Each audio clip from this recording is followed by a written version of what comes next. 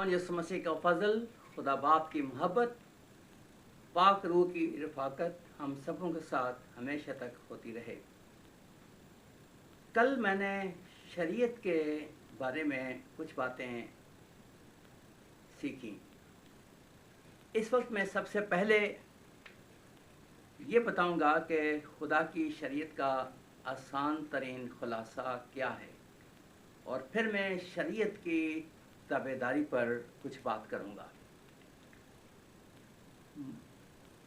खुदा से और अपने पड़ोसी से मोहब्बत रखना खुदा की शरीयत का सादा तरीन खुलासा है।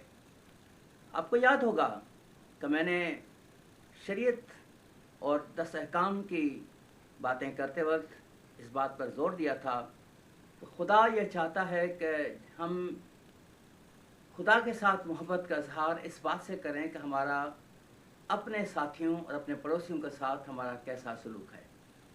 मत्ती की इंजील के 22वें बाब की 37वीं आयत से लिखा है कि खुदावंद अपने खुदा से अपने सारे दिल, अपनी सारी जान, अपनी सारी अक्ल से मोहब्बत रख। बड़ा और पहला हुक्म यही है, और दूसरा इसकी मानद ये है कि अपने पड़ोसी से अपनी मानद मोहब्बत रख। इन्हीं दो हुक्मों पर तमाम तौरेत और अंबिया के सहीफ़ों का मदार है। और ये वो अल्फाज हैं जो हम इशा रबानी की इबादत में हमेशा अदा करते हैं, सुनते हैं। ये इसलिए हैं ताकि हमें अच्छी तरह से याद रहे कि मसीह के बदन और खून में शरीक होने से पहले हम इस बात को जानें कि हमारा ईमान क्या है और हम खुदा की शरीयत को कितना समझते हैं। एक और बात भी मैं इसके साथ अर्ज़ कर दूंगा कि रोमियो का ख़त 13वां बाब उसकी 9वीं और 10वीं आयत में लिखा है कि यह अहकाम कि ज़िना न कर, खून न कर, चोरी न कर, लालच न कर और इनके सिवा और कोई हुक्म हो, उन सब का खुलासा इस बात में पाया जाता है कि अपने पड़ोसी से अपनी मानद मोहब्बत रख। मोहब्बत अपने पड़ोसी से बदी नहीं करती, इस वास्ते मोहब्बत शरीयत की तकमील है। मेरे ख़्याल में हम सब इस बात को समझ गए होंगे कि शरीयत का आसान तरीन और खुलासा क्या है। आइए ज़रा सीखें कि शरीयत की ताबेदारी। जब खुदा अपने अहकाम नाफिज करता है तो हमें याद दिलाता है कि हमारा शफीक, खालिक और निजात देने वाला खुदा है, बाप है, जिसने हमें ये अहकाम बख्शे हैं। खुदा हमें किस चीज़ की याद दहानी कराता है? जब खुदा इन अल्फाज के साथ अपने अहकाम नाफिज करता है कि मैं खुदावन तेरा खुदा हूँ, मैं खुदावन तेरा खुदा हूँ। खुरूज 20 बाब उसकी दूसरी आयत।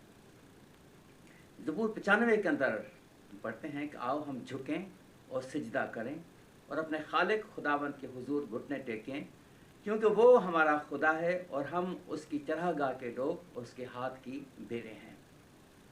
यसाया नबी के सहीफे में हम पढ़ते हैं 43 बाब की 11वीं आयत में कि मैं ही हूँ, कौन? यहोवा, मेरे सिवा और कोई बचाने वाला नहीं है। पहला यूहन्ना 4 बाब 8वीं आयत। खुदा मोहब्बत है। जो मोहब्बत खुदा को हमसे है वो इसमें ज़ाहिर हुई कि खुदा ने अपने इकलौते बेटे को दुनिया में भेजा है ताकि हम सब उसके सबब से ज़िंदा रहें। खुदा इस बात के लिए हमारी याद दहानी भी कराता है कि हम आमादा हों और खुशी से उसके अहकाम की ताबेदारी करें। खुदा हमें याद दिलाता है कि हमारा वो शफीक खालिक है, निजात देने वाला है, जिसने हमें ये अहकाम दिए हैं। यूहन्ना के पहले ख़त के 4 बाब की 19वीं आयत है कि हम इसलिए उससे मोहब्बत रखते हैं कि पहले उसने हमसे मोहब्बत रखी। क्या खूब आयत है ये। मेरी ज़िंदगी का जो मोड़ था, जो टर्निंग पॉइंट था, वो ये आयत थी कि हम इसलिए मोहब्बत रखते हैं कि पहले उसने हमसे मोहब्बत रखी। और मैं याद करता हूँ कि खुदा ने पहले मुझसे मोहब्बत रखी, जिसके जवाब में मैंने खुदा के साथ मोहब्बत की। इफ्सियों का ख़त 5वां बाब شروع میں پڑھتے ہیں کہ پس عزیز فرزندوں کی طرح خدا کی مانند اور محبت سے چلو. خدا محبت ہے، یہ پہلا یوحنا، اور ہم اس کے حکموں پر عمل کریں. اس کے حکم سخت نہیں. زبور 119 کہتا ہے کہ تیرے فرمان مجھے عزیز ہیں، میں ان میں مسرور ہوں گا. عزیزو، یہ سوچنا غلط ہے کہ خدا کے احکام کی تابعداری کرنے سے ہم غلامانہ ذہنیت رکھتے ہیں، بلکہ یہ تو حقیقت ہے. اور ہم سمجھ سکتے ہیں کہ ہماری زندگیوں میں عقل مند آدمی آزادی اور خوشی کا راستہ دکھاتے ہیں. زبور 19 میں ہم پڑھتے ہیں کہ خداوند کی شریعت کامل ہے اور وہ جان کو بحال کرتی ہے. خداوند کے قوانین راستہ ہیں، وہ دل کو فرحت پہنچاتے ہیں. ان سے تیرے بندے کو آگاہی ملتی ہے، ان کے ماننے کا اجر بڑا ہے.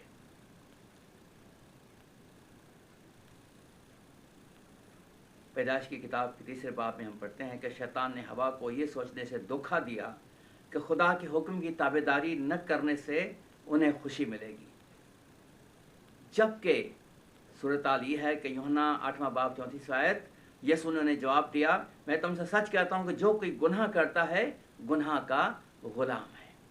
لہذا یہ یاد رکھیں کہ ہم غلام کسی گناہ کے نہیں، کسی اور کے نہیں، بلکہ ہم خدا کے غلام ہیں، اور تیری غلامی پوری آزادی ہے. خدا کیسے چاہتا ہے کہ ہم اس کے حکموں کی تعمیل کریں؟ خدا چاہتا ہے کہ ہم اس کے حکموں کی پورے طور پر تابعداری کریں، پورے طور پر. متی کی انجیل 5 باب 48 آیت، بس چاہیے کہ تم کامل ہو جیسا تمہارا آسمانی باپ کامل ہے. پہلا پطرس 1 باب 15-16 آیت، بلکہ جس طرح تمہارا بلانے والا پاک ہے اسی طرح تم بھی اپنے سارے چال چلن میں پاک بنو. ہم کب خدا کے حکموں کو پورے طور پر ماننے میں ناکام رہتے ہیں؟ جب ہم کوئی کام کرتے ہیں جسے خدا نے منع کیا ہے تو ہم خدا کی پوری طرح تابعداری کرنے میں ناکام ہو جاتے ہیں. یاد رکھیں کہ تابعداری نہ کرنا گناہ ہے. احبار کی کتاب 5 باب 17 آیت، اور اگر کوئی خطا کرے اور ان کاموں میں سے جنہیں خداوند نے منع کیا ہے کسی کام کو کرے تو چاہیے کہ وہ یہ بات جانتا بھی نہ ہو تو وہ مجرم ٹھہرے گا اور اس کا گناہ اس کے سر لگے گا. پہلا یوحنا 3 باب 4 آیت، جو کوئی گناہ کرتا ہے وہ شرع کی مخالفت کرتا ہے. میں سڑک پر جاتے وقت ایک نوٹس پڑھتا ہوں کہ ignorance of law is no excuse. یعنی کہ آپ سگنل توڑتے ہیں، آپ کو کوئی روکتا ہے، آپ کو سزا ہوتی ہے، چالان ہوتا ہے، آپ کہتے ہیں مجھے تو پتہ ہی نہیں تھا سگنل توڑنا گناہ ہے. تو لکھا ہے کہ ignorance of law is no excuse. آپ قانون نہیں جانتے، یہ قانون والوں کی ذمہ داری نہیں ہے، یہ آپ کی ذمہ داری ہے کہ آپ جانیں کہ قانون کیا ہے، شریعت کیا ہے. کس نے کامل طور پر خدا کے حکموں کی تابعداری کی؟ کسی نے بھی نہیں. صرف یسوع ہی ہے جس نے کامل طور پر خدا کے حکموں کی تابعداری کی. ہم سب گمراہ ہیں، سب کے سب نکمے بن گئے. رومیو 3 باب 12 آیت، کوئی بھلائی کرنے والا نہیں، ایک بھی نہیں. ہم سب گنہگار ہیں. شریعت کا مقصد کیا ہے؟ خدا کی شریعت نے تمام لوگوں کی ظاہری زندگیوں میں کیا مقصد پورا کیا؟ خدا کی شریعت دنیا میں قاعدے و قوانین کو قائم رکھنے کے لیے سب لوگوں کے شرارت والے کاموں کو ایک حد میں رکھتی ہے. شریعت بطور پابندی ہے. پہلا تموتھیوس 1 باب 9 آیت، یہ سمجھ کر کہ شریعت راست بازوں کے لیے مقرر نہیں ہوئی بلکہ بے شرع اور سرکش لوگوں کے اور بے دینوں اور گنہگاروں اور ناپاکوں اور قاتلوں، خونیوں، حرام کاروں، جھوٹے قسم کھانے والوں،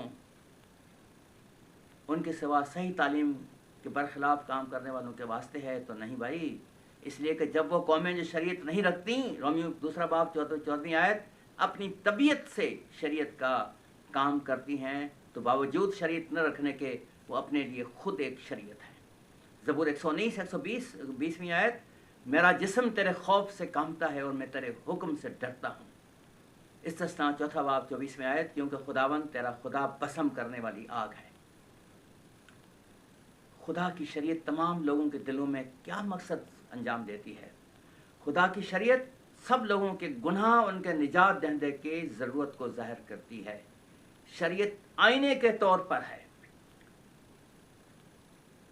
रोमियो 3 बाब 19वीं और 20वीं आयत। अब हम जानते हैं कि शरीयत जो कुछ कहती है उनसे कहती है जो शरीयत के मातहत हैं, ताकि हर एक का मुंह बंद हो जाए और सारी दुनिया खुदा के नज़दीक सज़ा के लायक ठहरे। इसलिए कि शरीयत के वसीले से तो गुनाह की पहचान ही होती है। रोमियो 7वां बाब 7वीं आयत। बल्कि बगैर शरीयत के मैं गुनाह को न पहचानता। मसलन अगर शरीयत ये न कहती कि तू लालच न कर, तो मैं लालच को न जानता। खुदा की शरीयत मसीहों के लिए जो गुनहगार दुनिया में रहते हैं क्या मकसद पूरा करती है। खुदा की शरीयत मसीहों के लिए जो गुनहगार दुनिया में रहते हैं ज़िंदगी का वो रास्ता दिखाती है जो खुदा को पसंद है। शरीयत बतौर रहनुमा है। ज़बूर 119 की 9वीं आयत तक, जवान अपनी रवश किस तरह पाक रखे, तेरे कलाम के मुताबिक उस पर निगाह रखने से। खुदावंद हम सबको बरकत बख्शे ताकि हम खुदा की शरीयत को हम सीखें, जानें, समझें और खुदावंद यीशु मसीह के पास आएँ और हम रिहाई हासिल करें, आज़ाद रहें और खुदावंद के हुक्मों की पैरवी करते रहें, उसकी ताबेदारी करते रहें और हम बरकत हासिल करें। खुदा हम सबको बरकत बख्शे। आमीन।